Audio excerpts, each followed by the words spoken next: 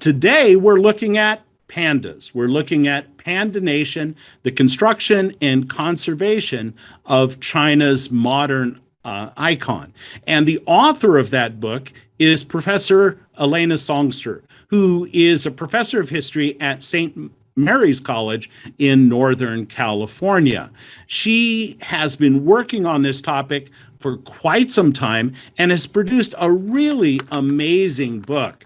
I consumed the electronic version of it, and so I would encourage all of you to acquire this book in digital form, as a paperback, as a hardcover. You will be remarkably rewarded in the way that this book takes us into modern Chinese history and weaves together our increasing awareness of the panda and how the panda winds up being an agent, not on its own, of all sorts of interesting developments, focusing on science, the embrace of nature, and a number of other things. Professor Songster studied first at Berkeley, then at the University of California, San Diego, and she has been writing on environmental history for quite some time. One of the things that I learned from an earlier article that she wrote about forests in Fujian province was the establishment of China's Arbor Day back even before the Republic was created, when Yuan Shikai was in charge. All sorts of very interesting work that she has done. She is now working primarily on traditional medicine and China, the rise of modern China, and she has written not just on this one particular animal, the panda, but also on the snow leopard. And so we are really fortunate to have her with us to talk about the interplay between China's attention to its animals and geopolitics and a whole lot more. Friends, this is a terrific book, and we're indeed fortunate to have Professor Elena Songster here to talk about it. Take it away, please. Thank you so much for that lovely introduction. It is truly a pleasure to be here, and I want to thank Clayton Dubie and the USC US China Institute for inviting me here to speak today. And I also want to thank everyone here in attendance for taking time out of your day to hear about my scholarship and spend some time thinking about conservation, people, history, and of course, the giant panda. Before moving forward, I would like to respectfully acknowledge that I'm zooming to you from California's Bay Area's East Bay, which is the ancestral land of the Sakhalin and present-day land of the Ohlone groups. Now, this land acknowledgement does not undo settlement, but I make it to raise awareness that now is also part of the historical context of our ongoing impact. And in fact, thinking about the relationship between people, the land, and history is in fact at the center of environmental history and all of the research that I've done on China. Now, I know you've come here to look at pictures of pandas, not at my image. So I'm going to, without further ado, quickly move to my PowerPoint so that you can feast your eyes on these incredible, charismatic megafauna. While I was writing my manuscript, let me see if I can get this moving forward. There we go. While I was writing my manuscript, the giant panda kept coming up in the news, which is a really great thing when you're writing a history, because you can't always count on that with every topic. But it became kind of a source of stress for me because I kept wanting to try to complete the manuscript in time to release it, to associate it with a certain event that was happening in the news so that it would be timely. And but these types of events kept coming up. And finally, someone forced me to pause and said, don't worry about the timing of your book release. People will always care about pandas. And so this is kind of the trope that I want to focus on today. And I'm actually going to spend a lot of time talking about things that occurred since my book, in a bold effort to demonstrate how my book informs our understanding of China and pandas as they continue to appear in the news. Now, of course, people care most about pandas that look like this, that are incredibly cute. You can find them all over the internet. And it brings attention to the fact that I'm doing research on this among many friends and colleagues and acquaintances. And so one of the other benefits of doing research on a topic that is relatable to the public is that there is some natural crowdsourcing that happens in research. People kind of flood my inboxes with the latest news about pandas. And that slowed down a little bit after the book was published because people thought maybe I didn't need that as much. But there was a sudden uptick in texts and emails this past July.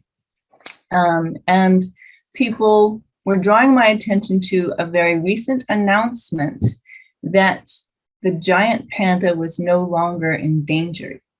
And wasn't that wonderful?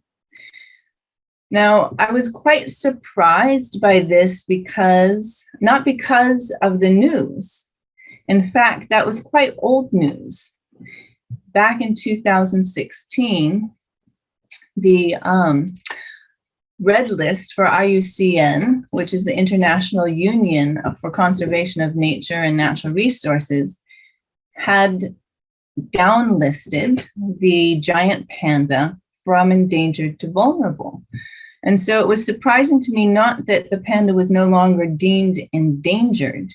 In fact, I'd paid very close attention to this news in 2016 because I was doing copy editing on my book, and I had to go through it painstakingly, looking for my references to the giant panda as an endangered animal and determine whether it was an appropriate way of phrasing it because it was historically contextualized when it was still endangered, or if I had to rephrase it because it was a generalized reference that was no longer applicable.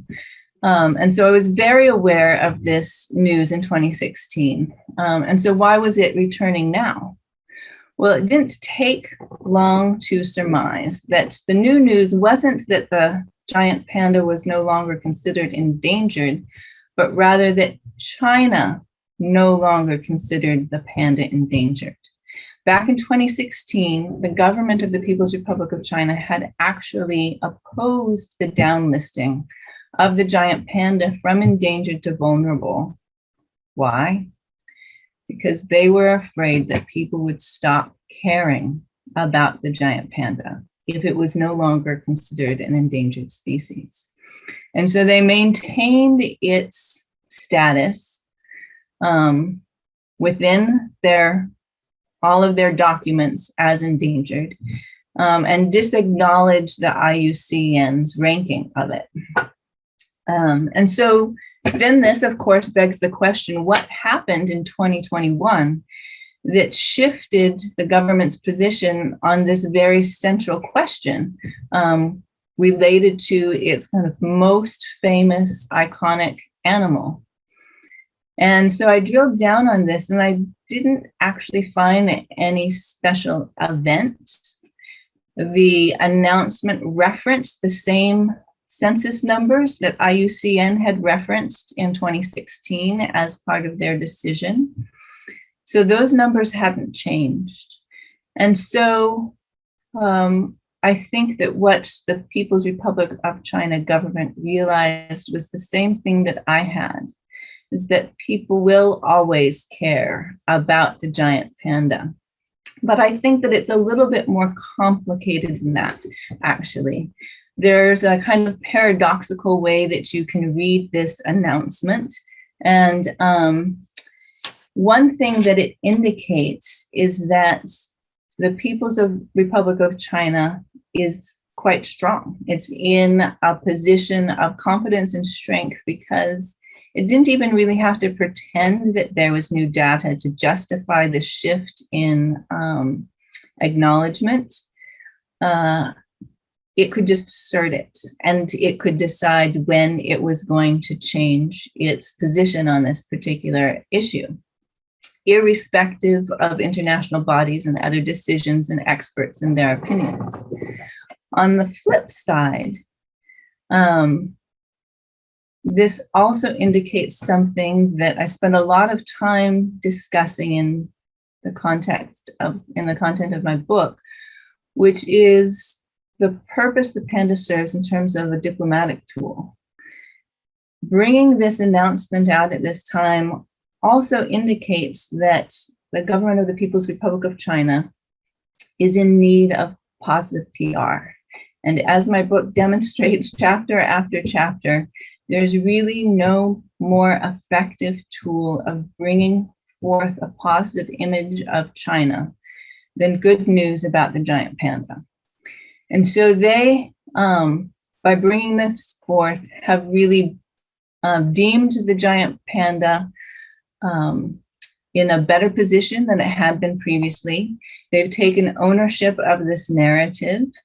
And then it's also a pat on their back because they have done a good job in protecting this species that is not just an important symbol of the nation of China, but is really a darling to the global community.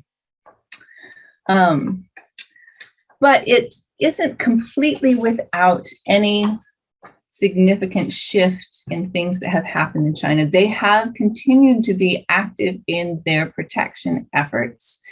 And one of the most significant ways that they have is with the creation of the Giant Panda National Park, which was approved in 2015 and is still a work in progress. It is a huge project. It covers more than 27,000 square kilometers. And as you can see here in this slide, this map on the left shows the various giant panda reserves that were established as of 2001. And the pink outline shows the kind of the border of this huge national park, which is a new concept for China. Previously they had national level nature protection reserves. This concept of a national park is a much grander scale, and it's incorporating this effort to address one of the main threats that persisted to the giant panda, even with the downlisting to vulnerable, which was habitat loss and the separation of the panda into various populations. And so this is one of the main ways that the government is trying to address this issue by creating corridors between these various reserves and trying to add protection and expand the area of protection, protected habitat for the giant panda. So this is not insignificant, but I also don't think that it's the most central reason that this announcement is coming now, because this has been something that's been in the works for quite a while. And so this announcement is also consistent with a number of things that my book addresses in terms of trends about the way that the government of the PRC and the people of China interact with the giant panda. This announcement falls in line with a very recent trend, actually, of the government of the People's Republic of China embracing the giant panda as a symbol of nature and environmental stewardship. Now, there are a few other recent examples of this. One of the most beautifully orchestrated examples of the government of China embracing the panda as an emblem of environmental stewardship is when they teamed up with WWF and chose this Atlanta-born panda, which had been, I guess you can use the term, repatriated to China, as the Earth Hour ambassador. This actually should be 2010. I did change that, but after I sent the slide over. So this actually occurred in 2010. And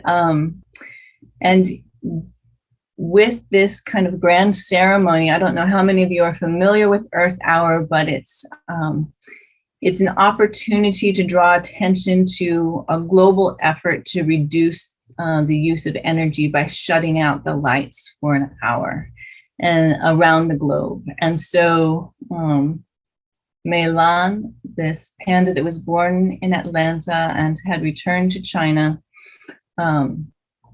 went on stage. There was a special button on the stage for him to press with his foot, and it turned out all the lights and initiated Earth Day in 2010. So this is a beautifully orchestrated effort on the part of the government to really focus on this panda in the context of it being a symbol of environmental stewardship.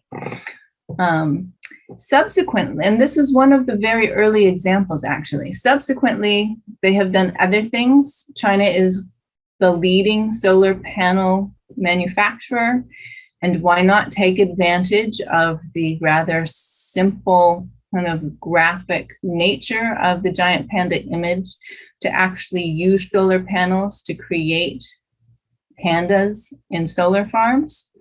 It should surprise you that this is so recent, this early 2000s manifestation of the giant panda as an emblem of environmentalism and environmental stewardship, because for people around the globe, this has been the way that most people outside of China have viewed the giant panda. And this is largely due to the WWF. They began to use the giant panda for their emblems in 1961. And I've spoken to people about the history of this. At that time, they had no direct connection to China. Now they have offices in several cities across China. At that time, they were not in China, but they were aware of the giant panda. There had not been any actual formal censuses of the giant panda. And so nobody inside or outside China knew how many pandas there were, but there was this broad sense in 1961 that it was endangered because, in part, so little was known about them and they had proven to be very difficult to catch. Another reason I was told that it was chosen for the emblem was because in 1961, color printing was very expensive. And so having a black and white animal as your emblem was quite a wise and thrifty choice. But subsequent to this, I mean, you don't have to leap the decades from 1961 to 2008. It has been used repeatedly in many different contexts as a symbol of environmental stewardship. So here an artist has taken numbers from the 2004 census that indicated there were close to 1,600 pandas in the wild. So this art is actually directly related to the number of pandas in the wild as an effort to bring attention to concerns about environmental stewardship that directly relate to the panda. However, most uses of the giant panda outside China do not actually necessarily have any direct relation to the panda itself. And here are a few examples of this. It's a favorite costume in many climate change protests. You can see this one in Copenhagen in December of 2009, this one in Madrid in 2015. It's often also used for anything associated with the environment, environmental blogs and other types of things like that. And so the question is then, why is it that this has kind of really been the main association that the giant panda has held outside of China? What has been its role inside China? So this is the other thing that I think is a really important important factor in thinking about kind of the role of the role of the panda in terms of its relationship to China. If you read my book, you'll see that much of it spends a lot of time arguing that the giant panda really serves as a mirror that reflects important shifts in the history of the PRC. And therefore, the relationship that the government of the PRC and the people of China have with the giant panda is decidedly distinct from the relationship and image that people outside China hold. And therefore, it's an absolutely kind of excellent tool for better understanding the history of the PRC.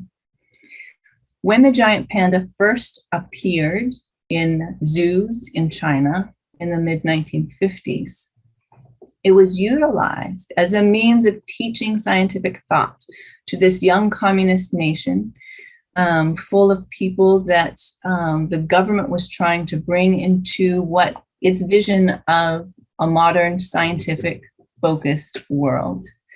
It also, as you can see from the kind of whimsical series of photographs here, this is taken from a 1956 newspaper introducing the panda to the public of China, that it also celebrates this notion that China as a nation has much that is precious. And this comes out in many documents as well. Another thing that the panda represented to the people of China during the 1950s and 60s was China's uniqueness. And this manifests itself in many different ways. One way that it manifests itself was that the panda was unique in the animal kingdom, and there was a lot of effort to try to better understand exactly where it fit in terms of taxonomy, and did it even have its own family? Or did it belong to the family of bears, or did it belong to the family of raccoons? But it was unique to China. It didn't exist anywhere else in the world. And that was emphasized over and over in various types of documents.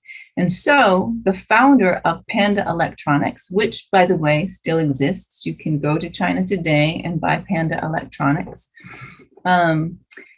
they decided to name their company Panda because they had grand ambitions of selling their electronics globally, and they wanted people to know that when they held a Panda electronic item in their hand, or in this case, this is basically a piece of furniture, had it in their living room, that it was from China. And so it became a means of expressing national pride and national uniqueness. Subsequent to that, it also began to symbolize China's scientific prowess. In 1963, the first captive-born panda was born in the Beijing Zoo. And the newspaper articles that celebrated this articulated very explicitly that China had demonstrated superiority over the Western zoos that also had pandas, because it had become the first to successfully rear a captive-born cub. And this remained true for quite a while, actually. Subsequent to this, the giant panda, partly because it had proved successful in demonstrating helping to teach scientific thought, demonstrating scientific prowess, championing China's uniqueness, it became a very safe way to demonstrate nationalism. Here are a number of stamps that were issued in 1963. This becomes even more important during the Cultural Revolution, which was a time of intense political tumultuousness. And during that time, it was very difficult to know how long something that was considered the correct political symbol to champion would fall by the wayside. But the panda held strong through the various shifting winds of politics during the Cultural Revolution as being a means of safely expressing nationalism. And it also became a repeated way of modernizing art, as Mao Zedong had called people to do in his famous Yan'an Forum that got republished in the Red Book, the Little Red Book. And it also became the topic of a scientific research project that took place in the middle of the Cultural Revolution, when most scientific research was brought to a screeching halt. And this became the first real panda survey, and then was written up in a big glossy magazine and glorified in the 70s. Finally, when China was ready to start to re-engage with the world, the giant panda became a friendly face that it could present to other nations when it wanted to have create diplomatic bridges across the globe. And so, of course, the most famous one is the first state gift pandas to the United States. Probably the most historically significant was the very next gift, which went to Japan. And the most controversial was the more recent gift of giant pandas to Taiwan. Now, all of this is to say that China has a very vested interest in kind of maintaining control over the narrative about what the giant panda means. This most recent announcement is an example of the government kind of seizing ownership over the giant panda, deciding that it wants to be the one to really determine something as significant as its endangered species ranking. And it also is a means of continually creating a diplomatic opportunity to present itself in a positive light to the rest of the world. And through this history and last month's announcement, we can see the many ways that the giant panda really is kind of a nexus point between history, the people, diplomacy, and conservation. So thank you so much for spending this time, and I would be thrilled to take questions. Also, Oxford has offered a discount code if you want to buy the book, so you can take that as well. Thank you so much. That's terrific. We'll try to pop that code into the chat so that people can duplicate that and save 30% when they go to the Oxford website to purchase a copy of Panda Nation. Professor Songster, thank you for that presentation. Thank you so much for being with us today. I love this book, and there's so much in here. I'd like to raise a few questions now, but I also want to encourage all of the people joining us via Zoom today. You can participate as well. All you have to do is click on that Q&A button at the bottom of your Zoom screen and just go ahead and type in your question. And we'll try to get to as many of those as possible. Elena, your book starts with one of the great lines ever, right? About the giant panda is the most ubiquitous rare animal on Earth. And I love that. And you illustrated it in how the panda is used within China, but also outside of China. You've got Panda brand everything available, but also, of course, outside of China, here in the United States, the largest Chinese fast food chain is Panda Express. We all are aware of that. Now, one of the things that you just highlighted in your presentation was Mao, encouraging people to embrace the panda, and also traditional artwork and bringing the panda into. And so this is a gift that was given to us by one of our visiting delegations. And so here we've got a silk embroidery, a two-sided silk embroidery featuring the panda. And everybody who has been to China has had a lot of opportunities to come away with panda branded items. Could you say a little bit more about this? How this completely obscure animal, in most of Chinese history, is revealed to Westerners in the middle of the 19th century, and now is the most iconic creature that exists. Elephants, giraffes, all of these things are certainly recognizable, but the panda, if you were to do some sort of recognition poll, is got to be one of the most recognized animals. How did this come about?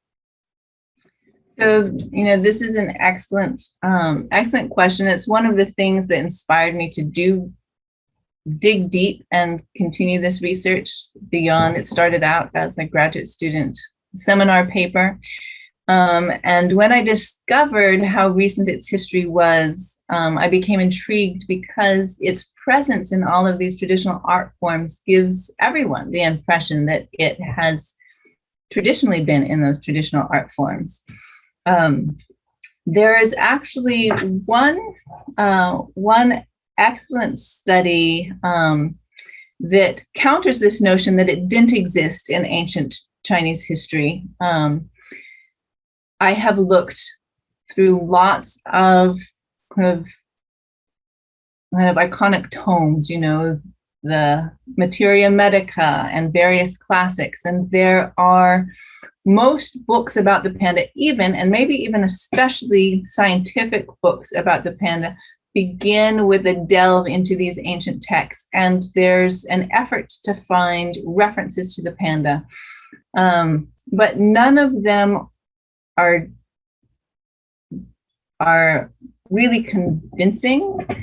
And then the one person who is a historian of ancient literature who did a really excellent article and actually wrote quite a convincing article that he found references to a panda was Donald Harper, talking about the cultural history of the giant panda in early China. But even he says, even though he's quite convinced that references that he found do refer to the panda, that it disappeared, right?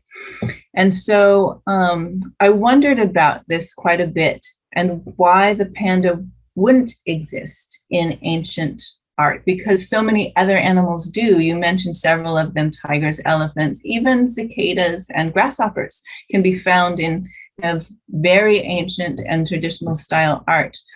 And it was actually the recent scientific studies that I found most insightful. When George Schaller, who's a famous international conservation biologist based in the United States, did his seminal research on the behavior of wild pandas in 1979 through the early 80s, he was one of the world's most experienced trackers of wild animals and spent a couple of months before he actually saw one live in the wild. And so this elusiveness, which is referred to repeatedly, meant that people didn't actually have that much interaction with the animal. It's quite a shy animal. The other thing that I learned during my research was that it's not that useful. And so there's this kind of famous Taoist saying, "Wuyong Zhishu," which is about the uselessness of this certain twisted tree is its savior, right? It can't be cut into lumber and all of this type of thing. And I think the same is very well applied to the panda, because it's not useful for medicine. Its meat is kind of famously bad tasting, and it's hard to catch. And so there wasn't really a lot of good reason for people to have interaction with it. And therefore, it didn't become part of kind of the cultural landscape. So how did it? That's a longer answer that I spent a lot of time in my book answering, but there's a couple of short responses that I can make that maybe as teasers, is that I actually attribute the Cultural Revolution to being central to that. And part of that is for the very same reason, actually, because the giant panda isn't tainted with implications associating it with the imperial past. That's part of what makes it a safe way to, quote, modernize art and express nationalism. And because of that, you see it increasingly used and incorporated in all these various art forms. And there's a real ramping up of that during the 1960s, during the Cultural Revolution, and then it holds thereafter. Thank you. And that's a very interesting point about the Cultural Revolution, that this is a politically neutral creature. It's remote. It hasn't been incorporated in to receive Chinese culture. The imperial family didn't decorate their robes with it. It wasn't on the palaces, so it's not tied to that feudal past. It's not really tied to capitalism because we don't have Panda brand X yet. We don't have these kinds of things. And so these are creatures unique to China. And I think that's one of the big important points that you make, is that that's one of the reasons why it's so important, is that its native space is in China. And so that's, really, really central to that discussion. I was wondering if you could say maybe just a little bit more on that Cultural Revolution question, because you just talked about, it wasn't dragged into the factional fighting and the polemics of that era. And so that's really, really important. But also you highlighted in your presentation, and it's there in the book in large measure, how things that we don't associate with the Cultural Revolution are very much a part of the story of the panda. You mentioned the scientific efforts, but you also in the book highlight some preservation efforts as well. Could you say a little bit more about this as a way of adding nuance to our understanding of the Cultural Revolution? Certainly, yeah. So as I mentioned before, because it wasn't associated with the imperial past, it became a pretty safe way of expressing nationalism. I found several articles in newspapers praising various artists for incorporating panda designs into bamboo carving, silk brocade, the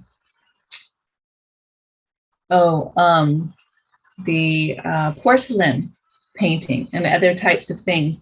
And so it was reified in the press and reinforced in the press, the appropriateness. And so this becomes, it kind of breeds repetition through that. But I think as importantly is the discovery that it was the subject of this very extensive scientific study. And it was the first wild panda effort to count pandas in the wild. People really had no experience about it. There are probably a lot of errors in the study, but even with that, it still kind of held up, even by Schaller, as the kind of seminal study of wild pandas and wild panda behavior. And a lot was learned from that study.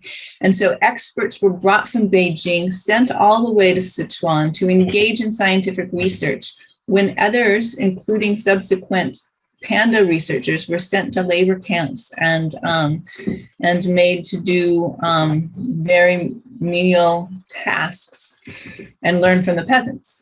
And so why? I kept asking why. And I was looking through this. I showed you an example from this kind of large format glossy magazine at other scientific studies that it featured. It featured a survey of China's redwoods in the Northeast, and it's featured a trek up Mount Everest. So these were very nation glorifying type field science types of things. And so the giant panda and the study of the giant panda fell within that. And in addition, it was also during this period, right before the Cultural Revolution hits, is when the first Panda Reserve is established. And so the giant panda is therefore seen by the government as significant. Another moment in history where this comes to the surface is in the wake of the Cultural Revolution. In 1976 is when the first Panda Scare happens, Panda Starvation Scare happens. And this is when hillside of bamboo flowers and dies, and pandas are showing up in random places like villages, starving. And this sets off this kind of panic in Sichuan and neighboring areas, and there are communications sent to the central government.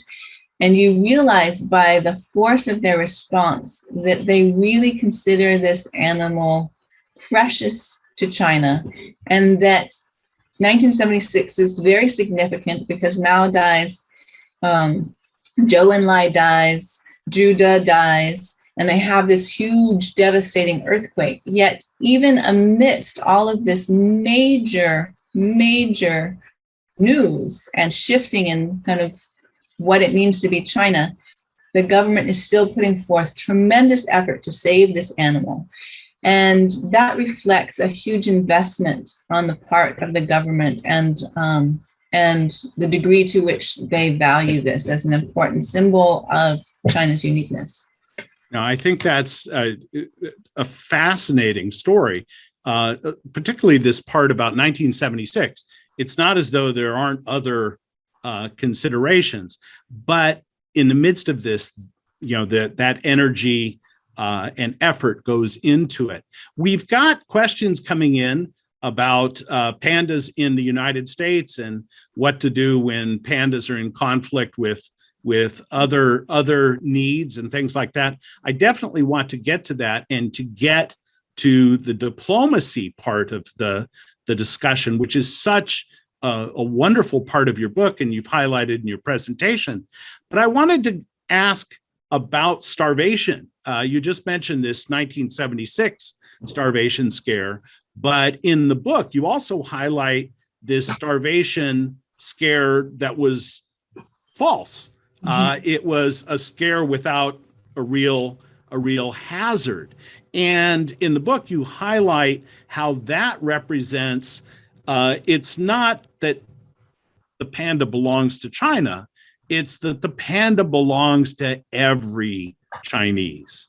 Could you say something more about that? Yes. So the incident that you're referring to took place in 1983, 1984. And when it started, there was good reason to be worried because there were big swaths of bamboo that were dying. And that's part of the bamboo cycle. They're a long-term plant. They have a life cycle that goes 30 to 60 years and then they die en masse, which is problematic for pandas. 99% of their diet is bamboo. The good thing is that they actually can eat a wide variety of species, and it's not usually the case that multiple species die at once. And so that was actually what was kind of striking and unique about the 1976 incident, is that there were several species that died at once. And so it was a real problem. Now, in 1983 to 1984, this alarm was raised. By then, a dramatic shift had taken place in China.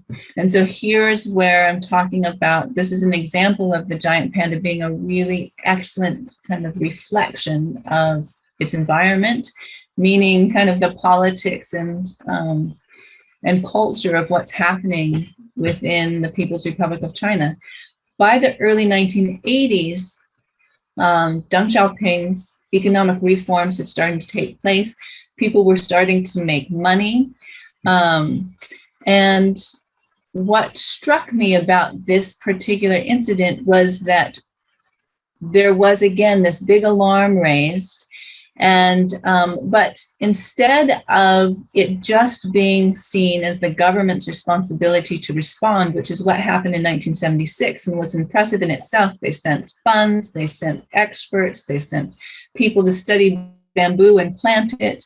They gave incentives to local villagers, but it was all government run and funded. Now, what happened in the 1980s was that the people started giving forth their money, and the people ranged widely from people who were kind of genuinely concerned about the panda, maybe kind of elites in their field, to school children. And I have I don't know if I have a picture on these slides, but I have this beautiful picture in the book of these school children raising money to save the pandas. Now, what I think I learned in just talking to panda experts, that's actually how some of the people who are now our leading panda experts in China, leading scientists, first got turned on to studying the panda, because when they were children, they participated in this. And it wasn't just within China. Nancy Reagan ran the Pennies for Pandas in the United States. And so money was started to pour in from all directions, from school children, from prisoners, from people who worked on the railroad, from children in America, from people who were part of the embassy in Europe. And it was something you just really couldn't say no to if you were a government official who was used to like living off a few dollars a month. And suddenly, what do you do with this money? And so there were people on the ground who were scientists who were watching what was happening, and they realized that the money wasn't necessarily going to the pandas. Sometimes it was buying, cars or government officials. And that also there actually weren't that many pandas dying, that the pandas were finding other species of bamboo, and they were surviving this initial hardship quite well.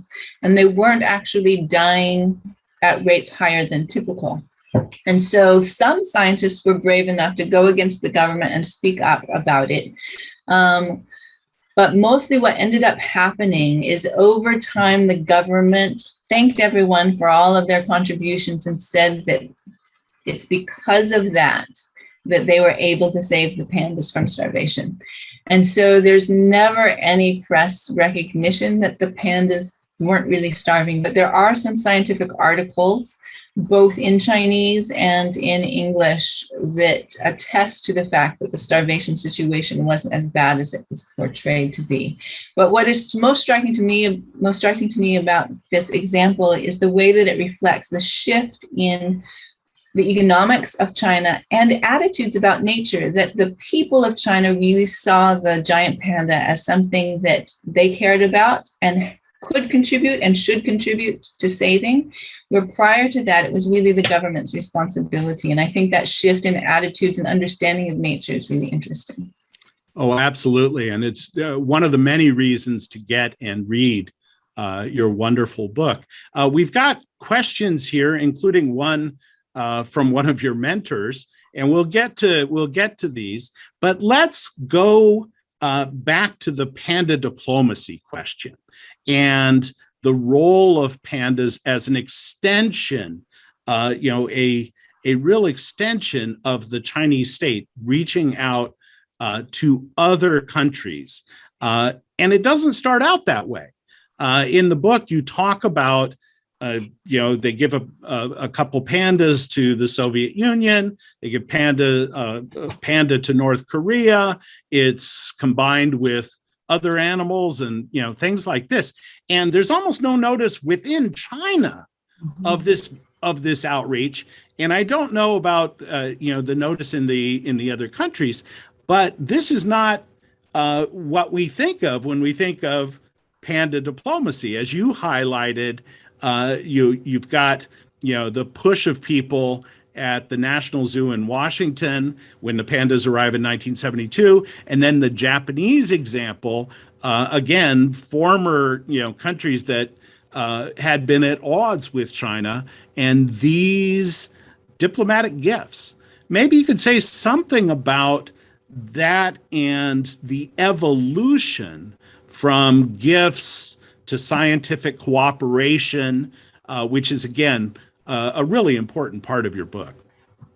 Certainly, yes. No, just as you mentioned, the early gifts from the 1950s were to fellow communist countries. It was kind of just a given. I had a friend at University of Oklahoma who was a specialist in Soviet history, and she said she never heard about it. So it didn't make a big splash in the Soviet Union either. And so it really was the case that when you have two former enemy states making this exchange, that it has the most impact. And the first gift of this sort actually predates the PRC.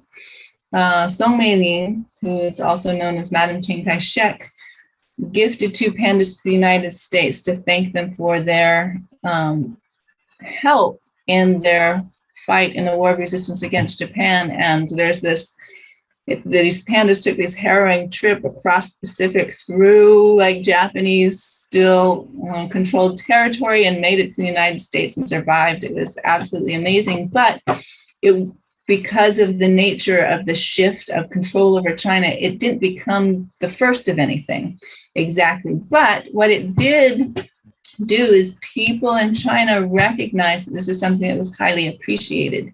Also because of Republican era trapping and extraction of pandas by Western trappers, they knew that pandas were very popular in Western countries, particularly the United States and England.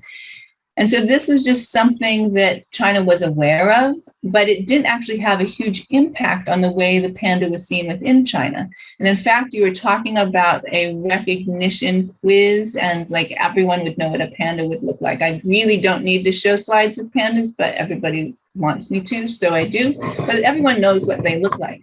In 1940, just before the rise of the People's Republic of China, the establishment of the People's Republic of China, they actually did have a recognition quiz in a youth newspaper with a panda, and no one knew where it was from. They didn't recognize it. The question was, what part of China is this from? And the fact that you would even have a quiz like that exemplifies how little was known about the panda. And so when Nixon came to China, there was discussion among dignitaries about what would be a good way to honor this visit, this very historic visit. And one of the stops, there were many things that they were doing to entertain Pat Nixon while she was in China. One of the things that she did right before visiting a Chinese kitchen, a Chinese restaurant, was to go by and see the pandas. And I don't know if it was simply because they were watching her expressions of happiness as she was observing these animals, but they decided that they were going to send a pair to the United States. And I spoke to some officials who were involved in that process, and that is where the term national treasure comes from, global. That they were trying to think of a way to express to the United States how significant this animal was. And so what's interesting also about that particular gift is there was a lot of skepticism in the United States about this gift. And people weren't sure that the United States and China were really friends after one diplomatic visit, even with the president. So there was a lot of speculation that came forward in the press. People thought, oh, they're going to send us old pandas that can't mate, or they're going to send us 2 females or 2 males. And I even have a fabulous picture, if I can find it, of Lampoon magazine cover showing the panda as a Trojan panda. And so just to demonstrate how much skepticism there was at that time. And then, of course, these 2 young pandas come to the United States and are darlings, and they just can't keep people away from the National Zoo. And China sees that. They see that this isn't just a nice gift. This is a really valuable diplomatic tool. And so they immediately give a pair to Japan. And if you look at all of the newspaper articles, there's easily twice as many newspaper articles about the panda gifts to Japan as there were to the United States, showing this kind of relative emphasis on the significance of that friendship as compared to the one with the United States. And so it seems like the stronger your enemy force was, the greater this diplomatic gesture is. And so they were wildly popular in Japan as well. And I would argue, in subsequent diplomatic efforts, China has repeatedly said that this is a gesture of goodwill. You shouldn't politicize the panda. That could very well be said completely honestly of the gift to the United States. Not quite as honestly about Japan, but there's still a lot unknown about how that would be received. It was used as the icon of the Democratic Liberal Party, and they won by a landslide. And so it was immeasurably useful as a diplomatic tool. So any notion that it's not being used as a tool subsequent to that is can't be completely honest, because it was just too obvious. And so with that, they continued to give these gifts, and they gave to about 9 countries. And then you get to the early 1980s, and there became a concern that China didn't really have a clear sense of how many pandas there were. You also had the rise of this panda starvation scare happening. And so China decided to stop giving them as gifts. And there became this concern that China needed to really protect its ownership over the pandas. And there was a case of Mexico loaning a panda to another country for breeding trade, and that didn't sit well with China. And so then they thought, in order to preserve the pandas, they would just take them on these short-term loans. Now, the short-term loans proved actually to be quite detrimental to the pandas. They were moneymakers for the zoos involved. They were moneymakers for China, and the pandas had these really stressed out experiences. And so it went against the all of the tenets of CITES and other international organizations that were concerned about trade in endangered species. And so they put a stop to that. And they came up, a bunch of experts came together and came up with what is now the model, which is the long-term scientific exchange. And so many people ask about the $1 million price tag that's either per panda or per pair. And a lot of zoos have had to give up pandas because they couldn't afford it or had to raise money to keep them. And you see in the press that this is an exorbitant amount of money, but in fact, it was designed to prevent zoos from breaking this international trade law and actually not profit from these animals. In addition, the money goes directly to the preservation of the wild population. It's not even supposed to be spent on captive breeding in China. And representatives from the zoos that are paying the money actually participate in overseeing what happens. And so I actually think that it's quite a good model. And of course, it also is a form of diplomacy. It's just a different form of diplomacy. And it's partly what contributes to the controversy of the gift to Taiwan, because it's not a long-term scientific loan. It's a gift which was seen as only being carried out for part of China. So gifts to Hong Kong, gifts to Macau. And so Taiwan didn't want to accept it because they thought by doing so, they would be admitting that they were part of China. And so that's why it becomes such a controversy there. But the evolution, you can see how the evolution is actually quite closely tied to concerns about conservation. Yeah, the point about Taiwan is an interesting one, that it takes roughly 20 years for the Taiwan side to say yes. And it's not as though Beijing is knocking on the door the whole time saying, please take these pandas. But a couple of times it comes up and it doesn't happen. And then you get that. Karen Bomar in the Q&A section has raised the question. She engaged in some panda tourism this summer. She went to Memphis and Atlanta to get her panda fill. And she read about these things. And her question is, some zoos are really good at this. And she highlights San Diego. Why not let the pandas remain in San Diego? And this comes back to the question of supply and demand and all of that sort of thing. There's virtually insatiable demand for these creatures. And that was something that comes up in the book. After you dole out a couple of pandas to the United States, to Japan, it's not as though you have a ready supply. And that's one of the interesting things in the book, is that they have to go and get these pandas to be able to keep that panda diplomacy going. But maybe you could say just a little bit more about the virtues of moving this around by bringing Atlanta, by bringing Memphis, by bringing other scientific centers into this project? Certainly, yes. San Diego was the first scientific exchange, long-term scientific exchange, and a tremendous amount of wealth of information and scientific exchange occurred because of that. That's actually where I first engaged with this project, because I was doing my dissertation research at UC San Diego at the time. So it was very convenient for me that they were there, and I was able to go there and talk to zoo officials about it. I don't know the ins and outs as to the end of that particular arrangement. I know that the San Diego Zoo didn't want the pandas to leave, and they made a great deal of effort to try to keep them. But there is a lot of virtue in having, different populations in different places, and then kind of moving the pandas around. It helps keep the gene pool more diversified. When I was in China doing my dissertation research, I happened to it was just completely coincidental, like so many things about this project seem to have been.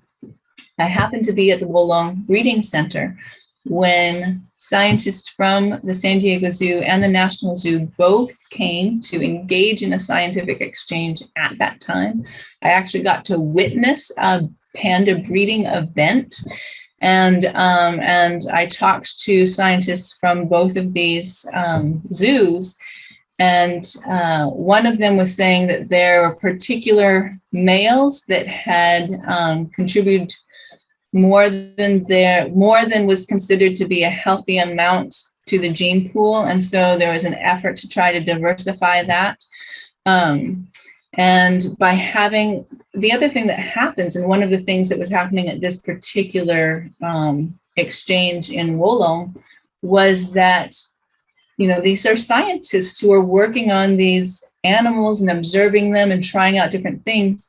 They had discovered different things in these different zoos and were sharing them with each other as techniques. And so, for instance, one of the techniques that was discovered in Wolong was, in nature, it's a problem from the perspective of the panda to have twins. And so their way of dealing with that is to abandon one twin so they can focus all their energy and milk on the one cub and guarantee its success rather than risking the loss of both babies. And so, but in the context of captive breeding, this was considered a terrible loss, right? And so the Wolong scientists had come up with this method of exchanging the twins. So they'd take one out and hand feed it and put one twin in with the mother, and then they would swap them out. And they didn't know if it would work. It was an experiment, but it did. And so then they were able to share that with other breeding centers and then preserve an extra cub. And so these types of experiments are very helpful to the perpetuation of captive breeding. And so the more kind of scientists and minds you get involved in that, in some ways, the better. And that, again, it keeps this discussion as well as the scientific advance going. We've got just a couple more questions that I'd like to raise, and we only have a few minutes. One of them is the question of how the creation of these reserves also fits with the preservation of local opportunities for the people in those regions. You write about the Baima people and this sort of thing. How is ecotourism a part of that? This sort of thing is, how do you settle the dispute over, one of the things that's really precious in China, space?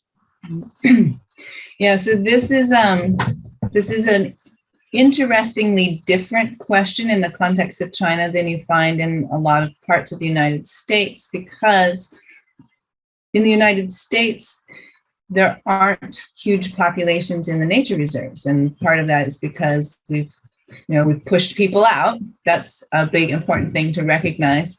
But it's not actually possible in most nature reserves in China because the population is so expansive. And so the experience of this question of how to interact with, promote the local people varies quite a bit from reserve to reserve. And so Wolong is a huge reserve and it has people living in it.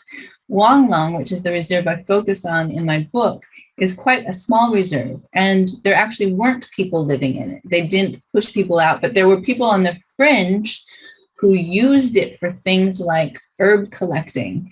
And they lost rights to do that. And then they've subsequently gained rights to have their livestock go there, and that has created new problems. And so this has not been an easy question for China to answer.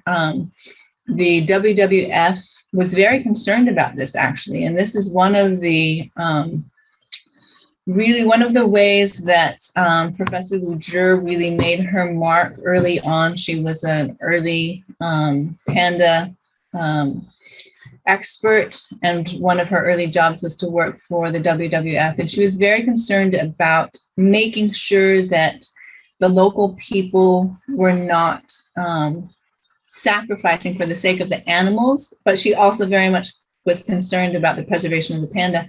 So she worked very hard to try to create this system of ecotourism in a way that would be a model, right? And would benefit the local Baima people. Well, it turned out to be overly successful. It turned out that the tourism really took off in ways that in the early 90s, when these ideas were being cultivated, were not foreseeable, that China was going to go through such an economic boom and that tourism was going to take off the way that it did. And as a result, tourism flooded the Baima. But it wasn't the ecotourism that was designed and planned and envisioned by the environmental scientists. Rather, it was a lot of local Chinese people wanting to spend the weekend and drink honey wine. And so it actually had a reverse effect where there was this huge influx of people that were whose presence was seemingly detrimental to the pandas environment. And so this becomes a challenge, they create this opportunity, it becomes a challenge. This isn't something that China has solved well, but it is something that people were paying close attention to. And it has had subsequent problems. These same Baima people ended up making a lot of money. And then another problem that occurred is that China's demand for energy exploded along with the economy, and they built a dam where the Baima were grazing their livestock. And because the government wanted the dam, they had to come up with a solution for where the Baima were going to put their livestock. And they said, how about in your traditional grazing zone, which was the Panda Reserve? And that had really detrimental effects on the Panda Reserve. And so it ended up being one problem created another and another. And so this tweaking with nature is very difficult to keep it contained and manage it. Thank you for helping us to understand, the push-pull, and this is an evolving story, obviously, how to work this out. And it doesn't just involve, panda reserves, but ecological preservation, biodiversity promotion, throughout China. And near the end of your book, you introduce me and other readers to this this list of endangered ugly things. And that, of course, is in contrast to the celebrity rare creature, the panda, that you've written so much about. Because we're short on time, I want to let one of your mentors from the University of California at San Diego, Professor Paul Pickowitz, who would like to know what's next. How does your new research that's looking at medicine, nature, and China, how is that fitting into your work in environmental history? Oh, yeah. So that's actually a fun question to answer. In doing research on the pandas and the reserves, when I returned subsequent to finishing my dissertation and talking to the directors of the reserves and asking them about subsequent challenges, one of the things that they were dealing with was people sneaking into the reserve and collecting herbs because they had become so valuable. And so it actually is directly related to my work on the pandas and the creation of reserves and the role of reserves and their relation to the people. And so the realization that these reserves had become a place and where they're not just focused on protecting the panda, but they're really centers of all kinds of biodiversity and other types of endangered species, including medicinal herbs, and that became primary means for people to make money on the side in recent history, in the present day. And so it struck me as a good way of thinking about kind of major shifts in China's economy and China's attitudes and understandings of what their relationship to nature is. And so it stemmed actually from discussions with directors of panda reserves. Thank you so much for that answer. But for this book introduces us to a whole new view of Chinese history. And it takes us inside the interplay between humans, nature, humans, and other species. It's a fascinating and really informative study. I hope that everybody who's watching will get the book and read it as I have so thoroughly enjoyed doing. I also want to encourage those who are listening, when this video is posted to our website, to our YouTube channel, why don't you send a link to all your friends who should have been here with us, because this is a terrific study, and Professor Songster has introduced so very much to us. So on behalf of everybody watching, Professor Elena Songster, thank you so much for giving your time today, but most especially for the years and years of deep research that made this book possible. Thank you. Thank you. And thank you to everyone who spent time listening to all of this today as well.